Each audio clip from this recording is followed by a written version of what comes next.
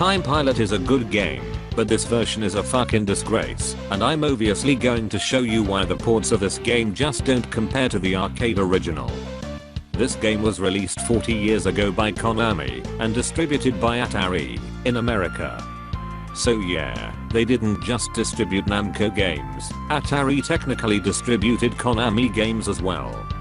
The objective is super simple for the most part, just shoot every single plane you see on screen until a larger plane, blimp, or UFO shows up. You must destroy the bigger target to time travel into the next stage. Now, I want to start ranting about why this Super Famicom version is shit compared to the arcade original. Hell, even the GBA version doesn't compare with the arcade release.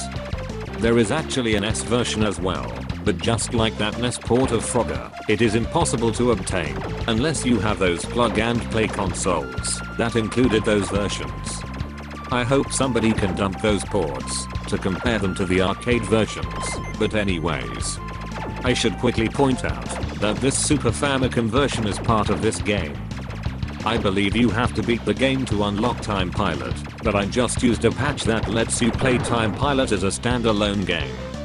When it comes to this Super Famicom version, the only good thing I could find are the upgraded graphics. This version is missing sound effects, and the new sound effects that it does have are honestly not as good as the original sound effects. The gamma play is not as enjoyable as the arcade, because the shooting is not as rapid fire as the original version, and that makes it harder to get anywhere in this version. I'm not joking, this Sufami version is going to kick you in the ass so hard it is going to penetrate your asshole, so you won't forget how annoying this version can be to play. When I replayed the arcade original, I quickly noticed that the shooting feels much better, and I was able to destroy the enemy planes with relative ease.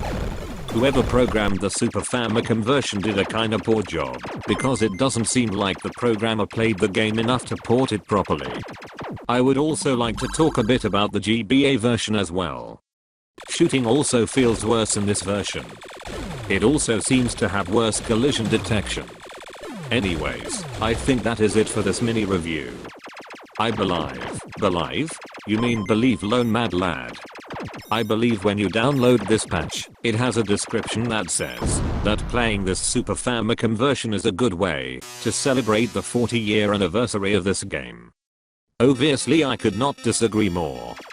Just go play the game on MAME instead, and play the sequel called Time Pilot 84 too.